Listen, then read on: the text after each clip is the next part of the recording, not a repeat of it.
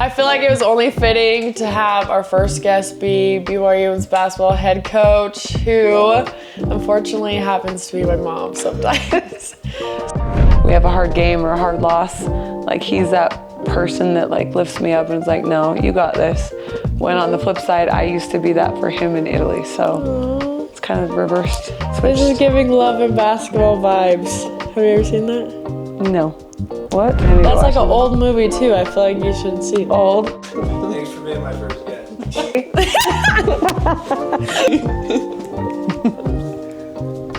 What's up, Cougar Nation? I'm your host, Amari Whiting from the One Love Show, brought to you by Center Street Media Network, where we give you full access to athlete stories on and off the court. Follow and subscribe to our journey this season. Full episodes available on Apple, Spotify, and YouTube. And go Cougs.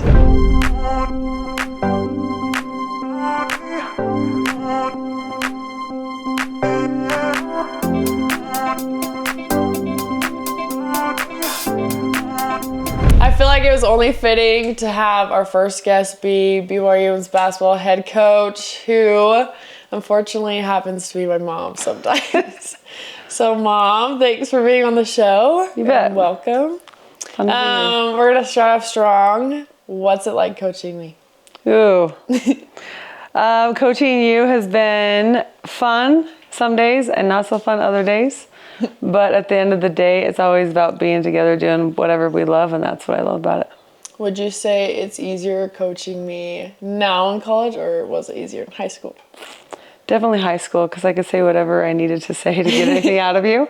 And now I have to watch P's and Q's sometimes. Growing up, was there ever a moment that you were like, Amari's gonna play basketball, like I can see her pursuing basketball? Yeah, so when you were playing with the boys in Italy, it was so cute. People thought it was so cute. They'd say, "Die, Amari," and so like you were going everywhere. But the fact that you would just play with the boys and you had like 10 billion jump balls a game is when I knew it would for sure happen. Yeah? Yeah. I feel like growing up, I never knew I was gonna play basketball. Like I think that I didn't know until like I was older. Dad bought you pink Kobe's, then you were hooked. Dad did buy me pink Kobe's growing up. Yeah. Okay, so when you first got the job, what was like the biggest challenge right as you stepped in? I think when I first stepped in, I think the hit I took in social media, I had to get off all platforms. And I remember Jace coming to my rescue on Twitter one time, and I remember I texted all of us and I said, no, we stay classy. But taking that hit, my confidence was really, really hard. And then I feel like the next hardest thing was delegating, because in high school I was used to doing everything. And so being able to delegate things to people was really hard for me. But putting a good staff around me, I've said this time and time again, people I trust, people I know will have my back, I feel like that's been easier every day to just give more and more away. I like it. What's your favorite part of being a head coach? The women. I love the opportunity I have to just have those fun moments with them. Whether it's on court, off the court, the memories that we get to make. I know it's cliche, but people always say, like, you never remember the wins and losses. You always remember the relationships you have. So that's what I always pride myself, is making those relationships. Last season, what was your favorite memory from the season then? Baylor, beating Baylor. First top 20 win as a staff and as a program in the Big 12. I felt like that was like a huge stepping stone for us. And it was crazy that game. Like, people talk about getting in a flow. Mm-hmm. And it just like, as the game kept going, it's like you couldn't call anything that would go wrong. And like defensively, you guys were all in lockstep. And so that was just like one of the best moments as a coach. I just remember I had chills at one point in the fourth quarter because I just knew we were going to do it. Mm-hmm. And it was just really, really fun. Yeah, I feel like that was the one game of the year that we all just came out like, dude, we have nothing to lose. Like, we might as well just, like, why not us? Why not? And I feel like Baylor, like, they came out to play, but I don't know. We were just there. We were just on. But everybody was clicking. Yeah. And you guys had a fearlessness that night that just, it showed like you belong in the Big 12. You belong to be here. And it was fun. Who was like your favorite like arena to go play at last year? Ooh. Texas was fun. Iowa State. Kansas State. Kansas State was. That was a good one. Gosh dang, there was a lot. Student section. Yeah. Do you remember that? Mm-hmm. That was so fun. I don't know. There was one in the Big 12 that's like, I feel like everybody brought it at some point. No, I feel like there was one team we played that there was really no one there. Maybe we had more fans because we were from BYU. Yeah, probably. Yeah, but that was fun. What's the funniest moment on court from last year?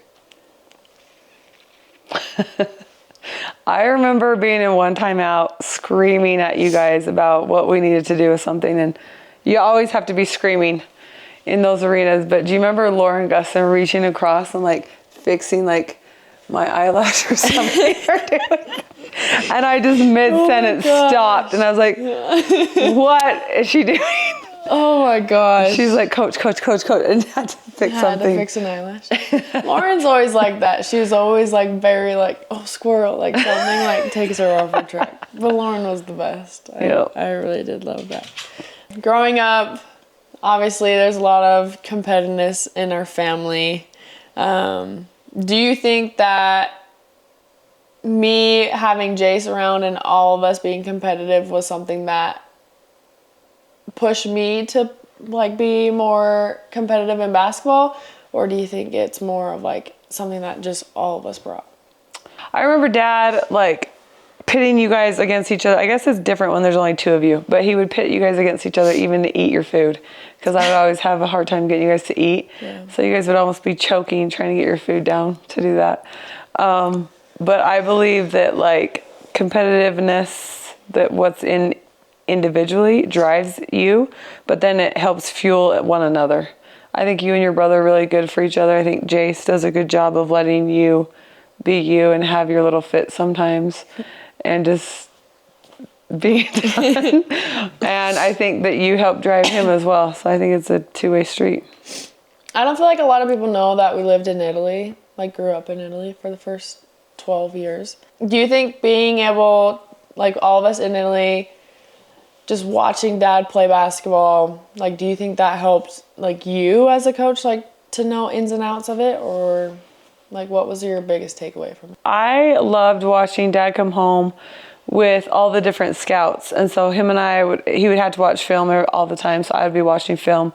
I'd be reading through like his scouts, trying to see. Demis Cavino was one of my favorite coaches of his, just to see like how he tried to utilize mismatches and whatnot.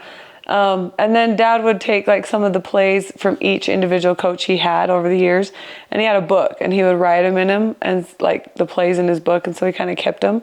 And then granted, like he started coaching Jace first and watching that, and then when I came on the scene coaching you when you were younger, just obviously that was the same system that we were going to run, and I ran it with him and he taught it to me. But watching the coaches, I felt like you got to know different styles of coaching. Like Lazi, I know he was a big time yeller, but then he always would take care of his vets. And so that became a trust thing to grow. And Demis was more like a superstitious type coach. Everything had to be a certain type of way. But on the flip side, and he was a yeller, but he was a positive yeller and would get the best out of his guys. So I liked watching all the different coaches, and granted they're successful, they're where they are because of it. So to just pull bits and pieces of that. What type of coach would you say you are? I'm definitely a positive coach. Yeah. I hold you guys accountable. I'm a believer in depositing in the piggy bank. So that means off the court stuff before season.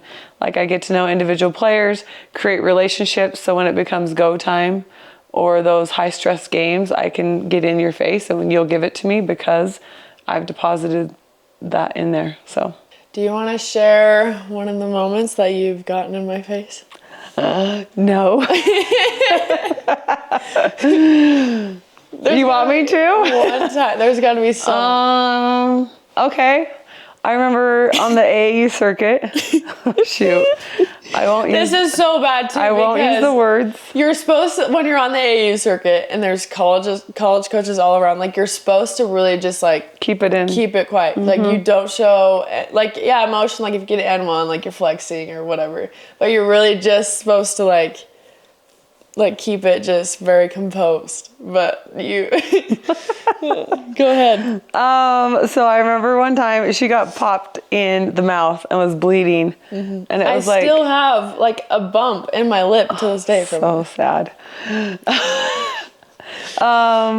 So you got popped in the mouth and you're bleeding, and somebody got fouled and went to the foul line to shoot, and you're like, oh my lip, like you're like kind of sad, yeah, For sure. and I. Stupid. I thought I was coming out. Like, come on. Like, I'm bleeding. Even the ref was like, oh, you're probably coming out. Like, you Yeah, need to and clean you that weren't. up. And so I remember, like, I called the timeout, and you were coming on the bench, and I threw a towel in your face, and I said some choice words to get you. And I threw Something about you being embarrassing, something, and you threw it back, and you said some choice words back, and then Amari came out, and it was like I have to push the little button sometimes to get it to come. I wasn't, like, I don't even think that I was, like, You were being playing soft. bad. You were not playing bad, but you were being soft.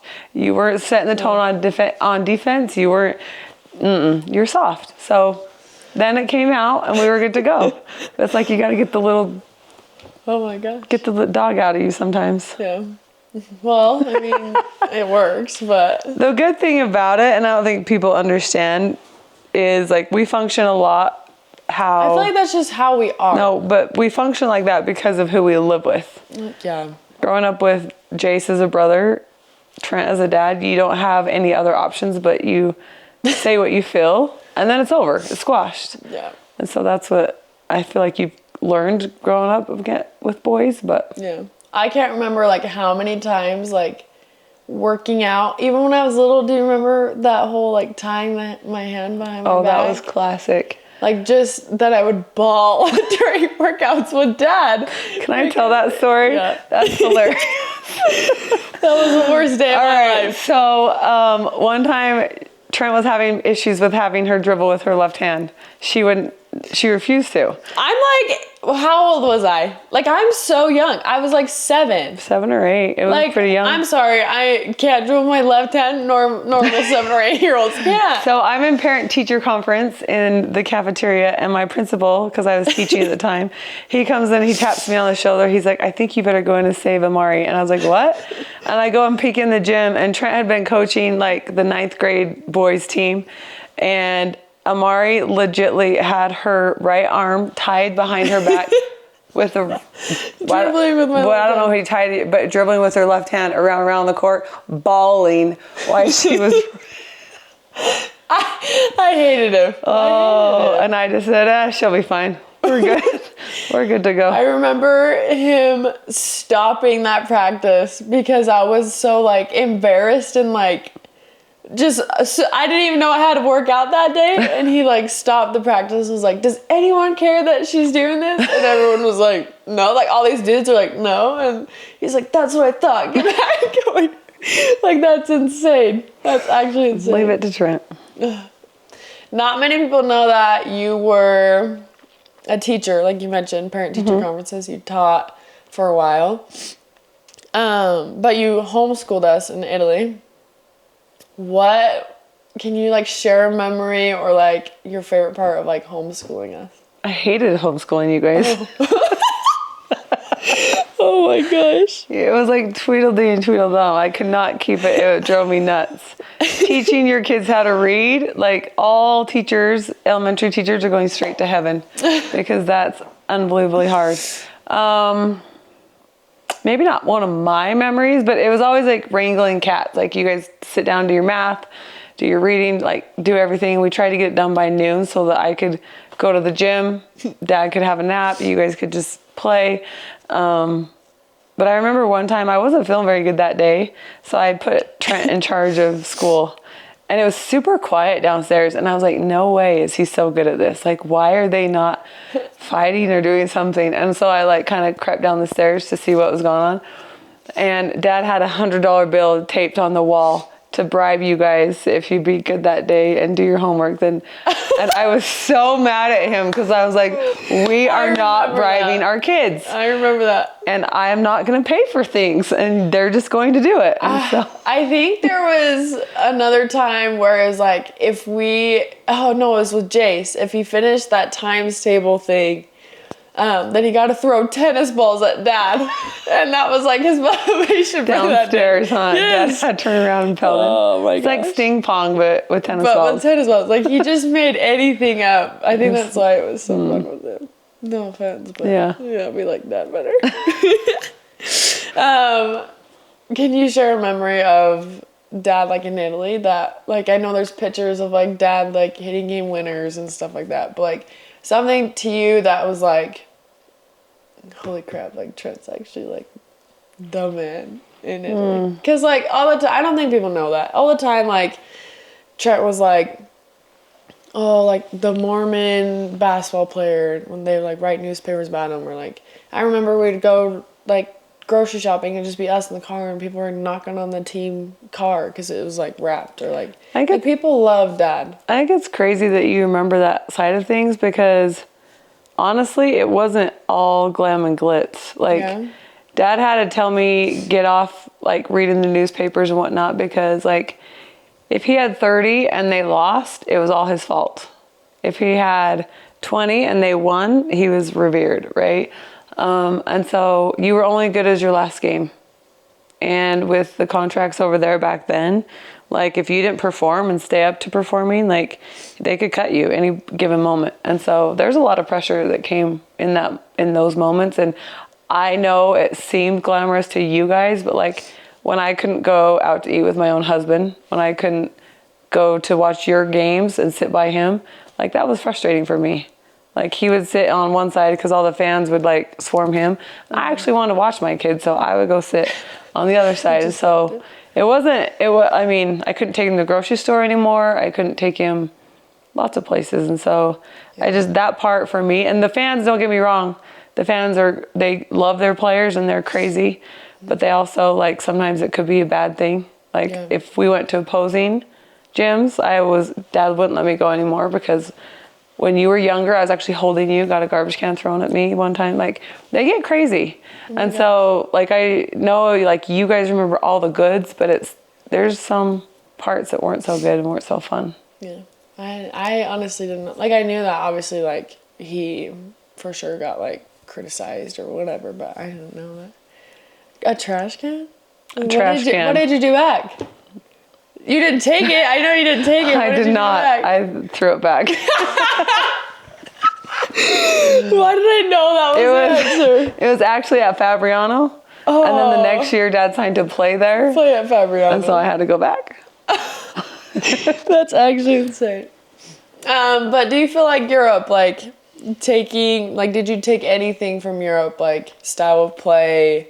I know you mentioned, like, Dad's scouts or anything like that, but was there something that you were like, oh yeah, like, obviously you didn't know that you would coach at BYU, but, like, something that I think Europe taught me the skill part. Like, I think that there's, like, because you guys, all of us did skill work, everyone. like, Jace practiced 3 times a week, you practiced twice a week, and you're with the boys, but 1 or 2 whole practices a week were only skill, no team stuff. And so they're really, really big on skill. And so I think I learned that a lot. And then you see, like, the growth in the players. And so I believe that I took a lot of the skill work from that, and that has to be, and even today at practices, aren't we? We do skill work, yeah. No, I like it. I think, like, especially in the NBA, you see tons of, like, European bigs that just have footwork or can low-key finish it. And, like, and, like, people are, like, shocked by it, but that's what it is in Europe, I feel like. Yep. Being a head coach, what do you see yourself doing do you want to coach for the rest of your life? Do you want to 100% settle down? No, this is your dream. Was this your dream, like, since the beginning? Because obviously you were a teacher and whatnot, but was this, like, your dream? So the only reason I was teaching was when Dad retired from playing, I said to him that he needed to figure out what he loved to do and where he wanted to go. And why he was doing that, I would bring in money to help keep us food on the table. Hold the fort down? Hold the fort down. Oh, okay. So he could do that. It took him a year to figure out what he wanted to do. But during that time, like I fell in love, like I was already coaching in our club, Hard Knocks, right? But I felt like I always wanted to teach. And so being in the classroom, being able to influence kids, like that was for me, that was like very fulfilling. And then when we moved up to Burley, like I still wanted to coach. So that's why I still coach in high school and Adidas and whatnot. But then I've always put you guys, Dad said it best, like when the job came open, like I really wanted to try for it, but I didn't have confidence that I would get it. Like who's going to give it to a high school coach? Yeah. But Dad said to me, and I'll never forget it.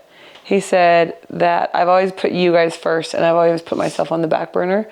So he just said to me, what do you want to do? And I said, I want this. And he's like, well, then go try for it. Give it your all. And we got you. And so for me, like having you guys have to move down here after the fact, it just is really like a testament to who Dad is. And, you know, I followed him around the world for the first 12 years of marriage and I was his cheerleader. And now he gets to let me do this and he can be my cheerleader. I love it. That's cute. Do you feel like Dad has stepped up in like the mom ways? Like obviously you like. I love that you label it mom ways. Well, like I'm not saying it's like a pink or blue thing. No, it's definitely for sure. I mean, he goes to the grocery store when we need it. You know, he'll step up. Like, I mean, but for me, he's like that person that I come home to, or I have hard days or we have a hard game or a hard loss. Like he's that person that like lifts me up and is like, no, you got this. When on the flip side, I used to be that for him in Italy. So it's kind of reversed. Switched. This is giving Love and Basketball vibes. Have you ever seen that? No. What? You've never seen Love and Basketball? What's that? Like a movie? No. The movie Love and Basketball? Mm-mm. So apparently I need to watch it. That's like an old movie too. I feel like you should see it. Old? Yeah. Oh, okay. Yeah. No, that's cute though. I love it. Actually, I ran into someone the other day that said that they did gymnastics with you. Mm-hmm. I was good back in the day. Like how good though? Like went to nationals good. Okay, I didn't ask for attitude. No, it was not attitude. It's not gymnastics. You're thinking, I did power tumbling. It's different. Just those long. How is that different? What is power tumbling? So gymnastics is like where you're on the rings or the beams? Yes, all that. Power tumbling is just like that long skinny mat and you just do passes. Like. So you could flip? Yes. I don't believe that. No, I'll find videos. How old were you? I did it through junior high. I have medals. I love that you get to find out something new. Who did you see that? He was a boy. Oh, yeah, there was boys on our team. So it was like an actual team. Yeah, Northern Star Bounders. They're still in Ogden. They still flip around. Oh my gosh. You did dance. I did that. Yeah, so you can't make fun of me for dancing. I'm not making fun of you for dancing. You used helped to. with your footwork. Then you think gymnastics did? Helped with yours? Yeah, no. No. You're telling me your dad liked that. You did gymnastics. Yeah, made me strong. I don't see it. No offense. Get your core right so you don't get knocked off your base. Get your core right. Okay, Mom. What sports did you play growing up? And I feel like I know this, but like, do you think that it like influenced me like with the sports I played growing up? Yes and no. I did softball, so obviously you did softball too. And I could coach you in that. Basketball, volleyball, and I ran track. And I did power tumbling. And you didn't even want to run track. I love running. I hated track. I love running. Sucks. Yep. Running's not fun. I did long jump 1, 2, and 4. Well, were you good in there? Or you Yes. Yes. Say what you did. Okay, in high school, I would do this. I would go to softball practice because it was in the spring, play the games, and then go just to the track meets and run for the high school team. So you didn't even practice track? Well, I couldn't because they were at the same time. See, that's. But I ran on my own. I go run right now. We should race. Oh, okay. You think long distance or short? Long distance, I win. No. Shorts, you win. I'll say that. I will outlast you. It's a mental I'm toughness in my thing. prime. It doesn't matter. I'm literally I in will my just prime. keep going. I was a girl. There's no way. Yeah, I played softball. I remember because you played softball in college. Yep. Softball and basketball. And then I didn't know you played volleyball too. Yeah. In high school? No, just junior high. I didn't like it. And then when I got to high school, it was like right before basketball, and I always wanted to be ready for basketball. So I didn't want to So you love basketball. love basketball.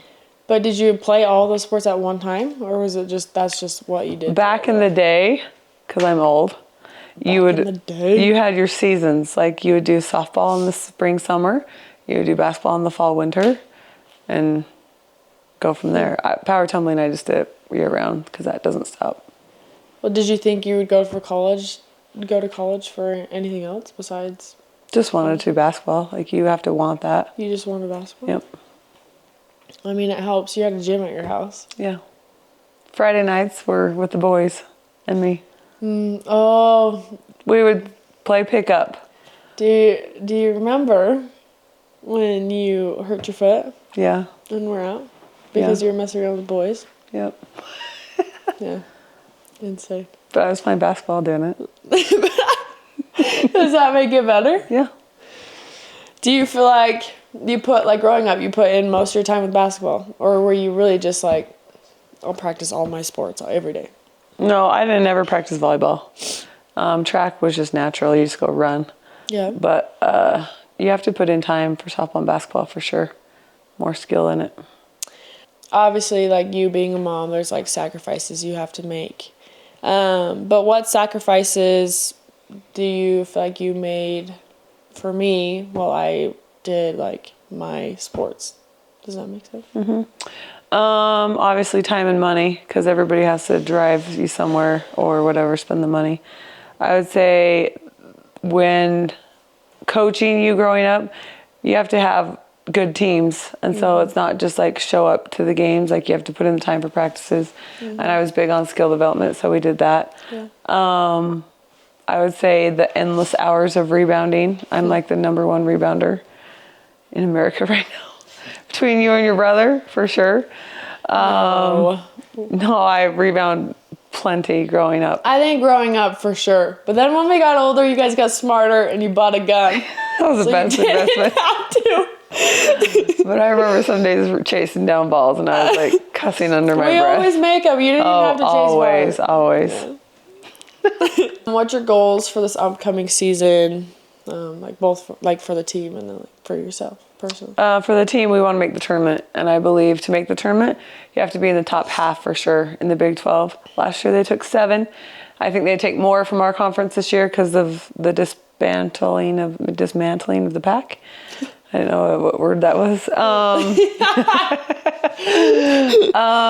So for sure tournament, and then for me, I just want to see us playing the best basketball we can in February, March. And so I know like it has to be a trajectory, right? So that's for me. And there's going to be bumps and hills and valleys along the way. And I have to be able to stay the course and keep the number one goal in mind for you guys. And so that's on me. What do you hope like your legacy will be as a coach? Like what do you hope to leave behind? That's a good one. I think I want my women to, when they leave me, have a voice and be better women than when they came. And I hope I'm teaching them things along the way that maybe they want to put like mirror in their life at some point in time. And I just hope that they leave with good like memories of what we did here and they're bonded with each other because of it.